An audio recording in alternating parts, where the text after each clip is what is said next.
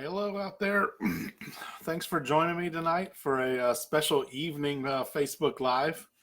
Um, we usually do Facebook Lives on Tuesday afternoons, but since everybody is stuck inside and or um, you know struggling with the coronavirus, we're try to mix things up a little bit, make sure we could touch base with everybody involved, um, every one of our families, survivors, and supporters. Um, so I wanted to take this opportunity to check in, give a quick update on what we're doing with Project Cold Case uh, during these weird times, and then also um, answer any questions anybody may have. So if you're joining me now, I'm Ryan Backman, the founder and executive director of Project Cold Case, um, coming to you from my home office slash storage room, which includes, as you can see behind me, a bunch of stuff that needs to find a home, um, including the Pout Pout fish, which was a decoration, homemade decoration for my daughter's first birthday party. She's 5.5 now, so but it was just too cool a decoration to get rid of. So Pout Pout fish lives up here in the office. Um, anyway, I wanted to touch base with people, let you know that Project Cold Case is still working business as usual for us. Obviously, we're not having families come to the office. We're not meeting with law enforcement. Some of the things that we typically do, that services we provide, we're unable to provide, um, just because of taking the proper precautions, which I hope everybody's doing. So that's kind of where we stand. As far as the office goes, the phone number is working. We're still posting on social media. We're still talking to families. We're still adding to the database. Anything that we can do at Project Cold Case to continue our mission of serving families of unsolved homicides and linking law enforcement and families is what we're going to continue to do and keep doing. So, um, you know, if you have questions, if you have comments, if you have concerns, if you just need somebody to chat with, because it just is tough to be stuck inside all the time and without your normal outlets, social outlets, give us a call, shoot us an email. If you're looking for things to read, stuff to do, go to our website, check out our spotlights page. We've revamped that. We'll give those of you that are watching this Facebook Live a little insider tip. We'll be posting about that this week on social media, but all of our cold case spotlights, we went back through and we added newspaper clippings, photos, videos that we had to enhance the content and try to create more information and more interest for people that are out there looking at our cases. Of course, our goal, as always, is to raise as much awareness as possible for unsolved murders and unsolved homicides throughout the country. So this is an opportunity for us to do that. And families and friends and supporters can share those links or those spotlights anytime they want on their social media, via email, any other way. So with that being said, if you're find yourself twiddling your thumbs and you're tired of watching Tiger King on Netflix, go over to the Project Cold Case website and check out our new enhanced spotlights, and be sure and share those with families and friends. Make sure everybody knows that those are up there all the time. They're always available. You don't have to wait on us to share a spotlight. You can copy that link and share those at any time, whether it's a birthday, and an anniversary, a holiday, or just you just feel the need to share a spotlight, share your loved one's story. You can do that. Share a friend's story, share a random person's story. That's what those spotlights are on the website for. And so we hope that people will take advantage of those. A couple of topics I wanted to just bring up tonight. I'm just going to talk a little bit. I'm hoping for some engagement, so feel free to throw out some questions, ask us anything cold case related. If we can, we'll certainly answer it. But I wanted to kind of touch on a couple of things that we do throughout our day-to-day operations and how we assist families. Right now, genetic genealogy is a huge topic. If you're paying attention to the news anywhere, anytime, any place, you hear that word genetic genealogy, forensic genetic genealogy. You saw that's how the Golden State Killer was arrested. There's been over 100 arrests made in cold cases since the Golden State Killer's case broke a couple of years ago. And we get a lot of questions about that, families wanting to know if genetic genealogy is an appropriate tool to help resolve their loved one's case. And so I just wanted to touch on that a little bit. If you have any questions about it, I can try to answer those. I am not a genealogist, and I don't even pretend to play one on Facebook Live. But I do have a lot of information because I have sat through some trainings, and I know some people that are genealogists, that are scientists and forensic laboratories, and I've got just enough information from enough of those people that I can be dangerous and talk about some of it. I don't always don't have all the answers. I may not know something, but if genealogy is something you've heard about and you want to ask a question about, now's a good time to do that. So, but to give you kind of the basis and just the basics of genealogy as I understand it. So, first and foremost, on a case that can be resolved using genealogy, you need DNA and you need suspect DNA. So if it's the victim's DNA, genealogy is not going to be able to help in that case. But if the suspect has left DNA at the scene, then usually what will happen is DNA will be uploaded to CODIS, the FBI's national DNA database. If it hits, if it has a match in CODIS, then they know who that DNA belongs to, and the case moves along that way. But sometimes DNA does not get a hit in CODIS because somebody has not been arrested, has not been convicted, and they've gotten away with their crimes for however many years. Where genealogy comes in is that it uses family trees. So it doesn't need the actual suspect's DNA. It just needs somebody related to the suspect that has gone through a home DNA test kit, family tree DNA, 23andMe, Ancestry, any of those ones you've seen out there commercially. They've taken that test, submitted their DNA to those companies. Those companies have responded with that raw DNA data. And then those individuals have taken that data and uploaded it to a public website. All that has to happen in order for genetic genealogy to work, forensic genetic genealogy to work. So what a genealogist will do is then compare the unknown suspect's DNA with all of the individuals in the public database, the genealogy database. And what they'll do is they will find a relative. And there's actually a unit of measurement that tells a genealogist how closely related the individual in the database is to the unknown suspect. So that unit of measurement is called a centimorgan. And I'm not going to go that far into that because honestly, my head explodes when I get too deep into that. And I can't really remember. I don't have the sheet in front of me that shows the numbers, but basically, if you're, that number dictates whether you're like a parent-child sibling, if you're real closely related, or if you're more distant related, like a third or fourth cousin. So by having that measurement, they know right away that that they can check in and start and decide, okay, that's a place to start.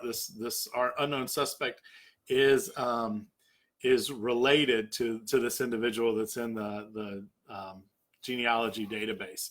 So when you hear us talk about genetic genealogy, when you hear us talk about the Upload for Justice program that we did, that we have teamed up with Innovative Forensic DNA and the Southeastern Homicide Investigators Association at our event in January, and moving forward throughout the year, when you see DNA Labs International, when they're using their opt-in campaign, these are all these groups are trying to get as many profiles in those databases as possible, so that when they're testing a suspect's DNA, they have a higher probability of finding a relative, and hopefully a close relative, because as you can imagine, if you do match somebody to a fourth cousin, there's a lot of legwork that goes into, a lot of research that goes into then tracking back through the generations who the common family member is, for fourth cousin. So there's a lot of work, and obviously the more data that you have, the more individuals and more profiles you have. If you could start getting those hits to be, siblings and first cousins, it's going to take a lot less time, cost a lot less money, and solve a lot more cases. So, that's why you hear about genetic genealogy so much, and and why it's important. And you've probably heard, the other side about the privacy. People are concerned about privacy, and honestly, people should be concerned about privacy, and should listen to and weigh all sides, and understand what they are signing up for and what they're possibly going to do by submitting their raw data to these public databases, and opting in, or checking the box, or using a database that is used by law enforcement, or does allow law enforcement use. Our stance always is that if you don't have anything to hide, what do you care if your fourth cousin gets arrested for a violent crime because you submitted your DNA to a public database? The privacy concerns that are out there go a lot further. They go into utilizing your DNA to decide whether you can get health insurance or life insurance, and things like that. And so there will be, and there are lawmakers looking into that kind of stuff to make sure that information is not used for things that it shouldn't be, or that you didn't agree to in the beginning. So those are just a couple of kind of the very basics of genetic genealogy, and why you hear us promote utilizing those public databases, why we encourage people to upload to databases that allow law enforcement use, or to opt in to ones that have that option. It's really to make our community safer, to solve these cases, resolve these cases, and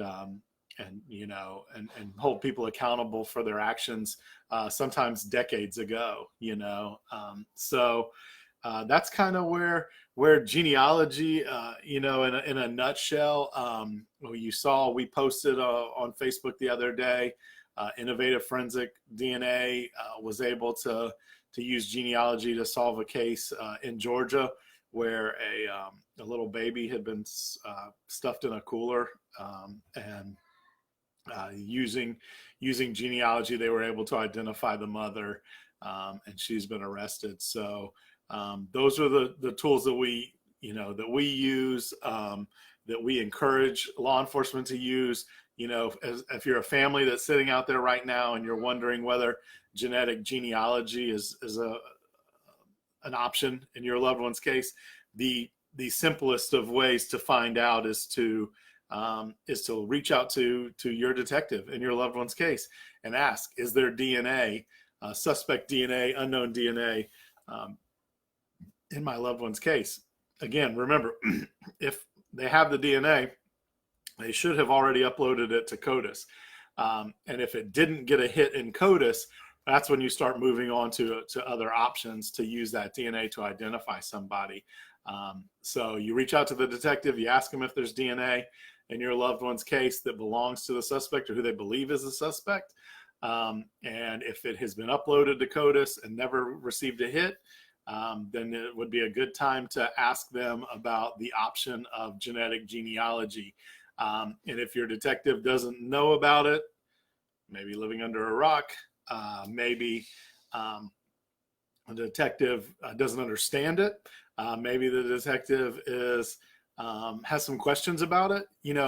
Feel free to pass on our contact information. Again, I may not have all the answers, but I know people that can answer those questions and that can explain it. And we might be able to help in that way. So,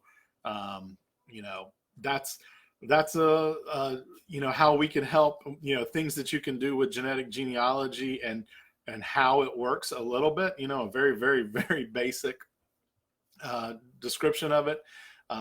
But again, remember, you have to have suspect DNA. Otherwise, genetic genealogy is not an option in your loved one's case. So remember that when you're thinking about ways that you can, advance your loved one's case to resolution. Is genealogy an option? You can find out real quick just in figuring out whether they have DNA. With that, I'm going to kind of segue that into something else that we have here in Florida. I know not everybody watching is from Florida, but a number of states have this and are moving towards this. And we encourage families to get involved to try to get their states to implement something like this if they don't have it yet. But the Florida Sheriff's Association here has a cold case advisory commission. That commission is made up of law enforcement professionals. It's kind of a multidisciplinary approach with not just police officers. There are a lot of homicide detectives on there, which obviously is good because they review cases and we talk about issues within policies and procedures and best practices. But medical examiner investigator, DNA scientists, statewide prosecutor, state attorney, FDLE's missing and endangered persons have a representative, Department of Corrections, forensic anthropologists, and FDLE, statewide intelligence, and myself, an advocate and survivor. We're all on that commission. We list. Hold on, Tammy. I see you got a question there about many suspects. So let me finish this thought and I'll circle back to you. But that commission is made up of all these individuals that meet quarterly around the state. They review cases and they also address needs and actually have funding. The Florida Sheriff's Association's Cold Case Advisory Commission has funding for private lab testing, for genetic genealogy, for travel, anything that could help resolve a cold case. If you do reach out to your detective and they say, well, we'd love to use genealogy, but it's expensive, or we'd love to use a private lab, but it's expensive. If it's in Florida, they can reach out to the Cold Case Advisory Commission, and I'm actually going to post the link here in the comments because you can't do it just as a citizen, as a survivor, as somebody that has lost somebody and has a cold case in your family. But what you can do is you can contact the detective on your case and ask them to reach out to the point of contact within the Florida Sheriff's Association and schedule to present that case. If your case is investigated by a police department, not a sheriff's office, they can present as well. There's just some protocols and some, red tape that they have to go through. But again, give them that link that I just posted on there, and have them reach out to David Brand with the Florida Sheriff's Association, and he will inform them and let them know how to present a case to that Cold Case Advisory Commission. Again, any detective in the state of Florida, whether it's with a sheriff's office or a police department, can present a cold case. So Tammy, I want to get back to your question about what if there are many suspects. So in a situation where there are a bunch of or multiple suspects, again, if we're talking about DNA, is the DNA mixed of all the different suspects, or is the DNA of one of the suspects, but there may have been other people involved? If the DNA is mixed, in the old days, what they would say is, you've got a mixture of DNA. We know that there's two or more people here, but we don't know who they are. Technology has moved so quickly and advanced so far that that's not really the case anymore. There's private labs and state labs have software that can separate the two DNAs to identify typically a victim and a suspect. Now, so if you have a known sample that you can compare it to, if you know the victim's DNA, it's very easy to isolate the victim's DNA and then see what's left over. When you start getting into multiple suspects where there's a mixture of a lot of people's DNA, I'm not exactly sure how far technology has advanced to be able to do that. So we're we can get some of those answers to questions, but again, in this suspect scenario, we're talking about physical evidence left at the scene, so DNA at the scene. So if there are multiple suspects and all of their DNA is mixed, there's software that can help with some of that to a degree. It just really depends on how many suspects, how much DNA. But hopefully that helps and answers your question.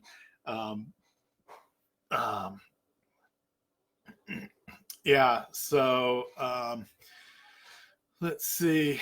Vicky from Fernandina. Hey, it's good to see you, Vicky. Glad you're on here. We're thinking about you and your brother.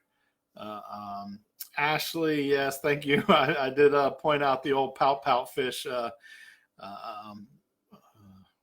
on display in the background. He's the biggest ornament in the house. But yeah, Derek, yeah, the RBV in the corner too. Yeah, this is our home office. It also is a catch-all for everything else that we have out there. So yeah, it's kind of a mess back there, but we're making do with what we got. And it's really kind of a big office. My wife has a space over there where she can sit at a desk and work, and so it comes in handy, especially in times like this. So let me see. I want to make sure that I got hopefully. Yeah, we commented in the questions about DNA on its own is not enough to bring forward an arrest. It's a tool. I mean, obviously, DNA is one of the strongest investigative tools out there to make an arrest. But that being said, DNA sometimes is left behind for days or weeks, prior. And just because your DNA is at a scene doesn't necessarily tie you to the crime. So particularly in genetic genealogy cases where you're getting that DNA from somewhere else, investigators really, really, really have to focus on who that DNA belongs to and whether they had the opportunity, the motive, and the ability to commit that crime. If they find, sweat stains on a shirt at a scene, and they get DNA off of that, they identify a suspect, and then they go arrest him, and they find out that, he was hit by a car out in front of that house, 2 weeks before the murder, and they had brought him in to give him some water, and he took his shirt off, and whatever that you can think of. Just because your DNA is at a scene doesn't necessarily mean you're the murderer. So investigators have that job. That's their responsibility, is to take that information, put it together, and make sure that that the person whose DNA has been identified is actually the person responsible in that case, and that's not always as easy as you might think. So so it takes a lot of hard work. The detectives and investigators out there that are working these cases really do have their work cut out for them. It's not so simple. I know some detectives that have spent lots of hours in dumpsters and trash compactors searching for trash that has been thrown away to try to identify a suspect by DNA. And so it's not always a glamorous job either to investigate these cold cases. Let's see. Yeah, so I'll go back to and feel free to chime in with any questions. I'll answer them as I can. But I'll go back to the Florida Sheriff's Association Cold Case Advisory Commission. We review cases regularly, and a lot of times those cases, the families don't know that they're being reviewed, but the investigators are committed to them. They bring them forward to the commission. They give the whole case presentation, including photos, interviews, audio recordings, video recordings, anything they have in that case. They go through the list of evidence, and then allow a round table discussion about, have you done this? Have you thought of that? Do you have an opportunity to try this? What do you need in order to advance that investigation? And if it's something that financially the commission can help with, there's a process to allow that as well. Sorry, I'm reading here what Derek said. The realistic perspective you mentioned is what these detectives have to do. Not many media outlets mention the grueling work, even when DNA is matched. Yeah, I mean, I don't have permission to share the photos. One day I'll ask this detective if they will allow me to share them. But I have pictures of detectives in trash compactors pulling out bags and bags of trash, because specifically with genetic genealogy, once you identify who that DNA belongs to, that is not enough to get a warrant to go out and make an arrest. You have to physically be able to match that DNA without a warrant. And so a lot of times, that's grueling work, and it's not pretty. Sometimes they have to dig in trash. Sometimes they can ask for it, and the suspect's willing to give it. Sometimes they can bring them down to the station and let them sip on some coffee to get it. But it's usually getting creative and getting dirty, and so it's appreciated when these detectives put that effort into a case. A lot of agencies don't have dedicated cold case units. They have a homicide unit or a major crimes unit, and what they do is, as time allows, they will they'll let the detectives work on cold cases. And depending on the size of your city and how violent the city is, it's really hard to have time to work on cold cases in some of the cities across the country. So that's why a commission like the one the Florida Sheriff's Association has is so powerful. They have one in Texas. They have one in Colorado. They have a couple of them around the country, and honestly, there needs to be more of them. So, that's kind of, what we have done in Florida to assist in what we see as a big problem, and that's not enough dedicated cold case detectives or units in the state. So, again, the key to all of this stuff that we talk about is communication with the detective in your loved one's case.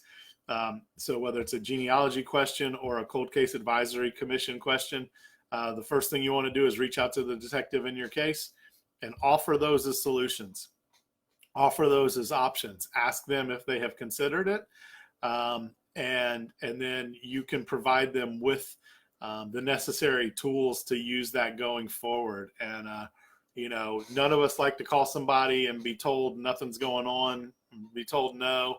But we really do encourage families come to the table with information and options. And we think that you can get a lot further along with the detectives if you do that. So remember those few things. While I got you here for another few minutes, I'll share another way. We're all about options and awareness. Reach out to your local media. You can go back. We have a YouTube channel. If you go on YouTube and search Project Cold Case, we've sat down with reporters and talked about tips on what families should do, how they should reach out, what tactic they should use to try to generate interest and get the local media in their area involved in their case, and willing to do a story on it. Along with that is, your own responsibility of raising awareness for your loved one's case, utilizing social media to reach as many people as possible. Our office can help with that. We have sat down with many of a family member and talked about the best way to make a Facebook memorial page, which is not to make a person page that somebody friends, but to make an actual like a business page, an unsolved memorial page. And we have literally a form that people can fill out or can look at, and like a how-to guide. We can sit with you and go through that. We can send that to you. Walk you through the process of what has worked for us to reach people, and what we think you should do, to get your loved one's case out there, how often you should post, using different content, using photos, using videos. Obviously, if you can get the media involved and then sharing that stuff, those are things that are easier to do than investigating a case and digging around in a dumpster for DNA. And it's ways that we can actually participate and help in our loved one's case.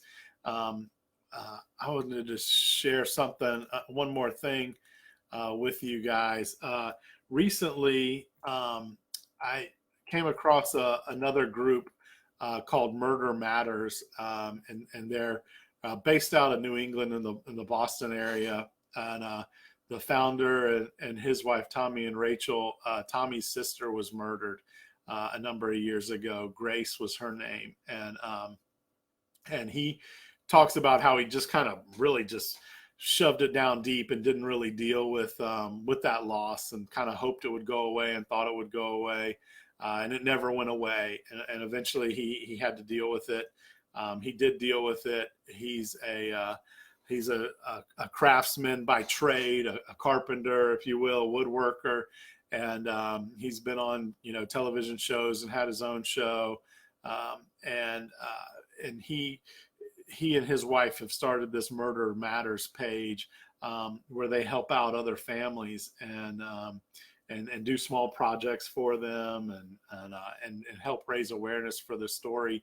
And I've been in touch with them a lot over the last couple of weeks. We're working on some things that we can do together to help more families and reach more families. But I wanted to at least, share their information, with you all. So I'm gonna share the link to their page in there. I just want you to check it out and see what they've been able to do. Hey, Colton, thanks for joining us, man. Our buddy Colton, and chiming in there in the comments. He's the owner of Hard Knot Designs, who if you follow our page, you've seen the coasters that he made for us, the sign, and when we're usually doing a Facebook Live in the background, the Woodburn Project Cold Case sign. I just ordered a bunch of candles from his shop last week. They just got here the other day. and some business card holders. So he's a good friend and supporter of Project Cold Case, and I'm glad to see him chiming in there. But again, the murder matters. Check out that page, like that page. Watch some of the videos that Tommy and Rachel have done in ways that they've reached out for the family. Again, I just spoke to Rachel today for a good long conversation about ways we can work together and things we can do to help families. And we're always encouraged and excited to work together with others to make that reach further and to help as many people as possible. And Tommy's story is pretty interesting too, and the things that he's done. So check them out, give their page a like, and know that there's other good people out there.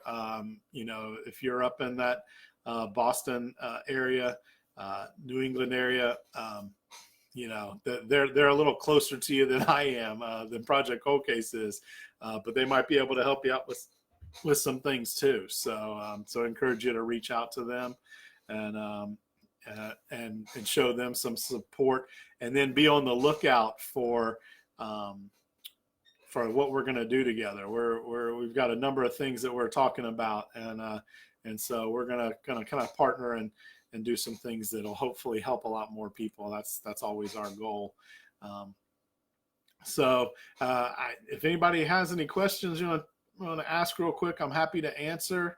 Otherwise, I'm going to sign off and go get some dinner. I appreciate everybody taking the time out. Again, this is a little bit different. This was a Tuesday evening instead of a Tuesday at noon. We do that, usually because we're at the office and we can. But today we thought, well, what would happen if we chimed in and did a Facebook Live later in the evening?